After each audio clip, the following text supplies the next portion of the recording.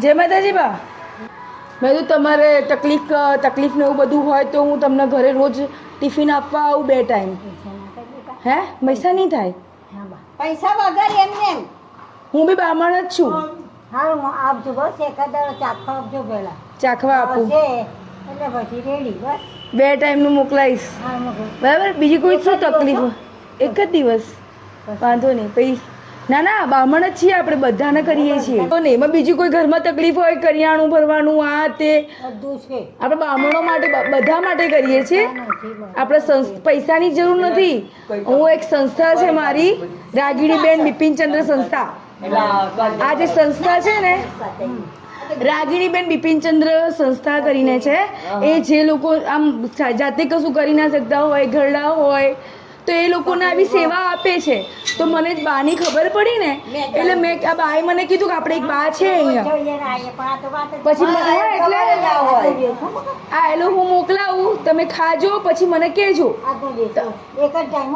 એક જ ટાઈમ મોકલાવું, વાંધો નહીં. પછી તમને ભાવે તો મને કહેજો, હું રોજ મોકલાવીશ.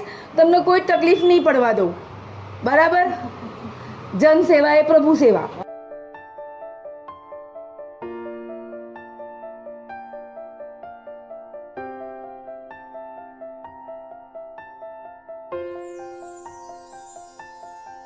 મારા ઘરે છે એટલા આ બા ટિફિન આવી ગયું. ટિફિન હું લઈ લઉં, પછી ઘસીને મૂકું છું.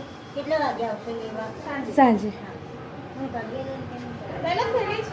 થેલી લઈ લો. હા કોથળી શું છે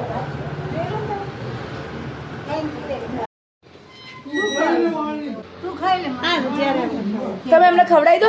બા ચિંતા ના કરશો. આપણે આ જે સેવાવાળા જે છે ને, આજે બધા આવ્યા છે ને, ટ્રસ્ટમાંથી આવ્યા છે.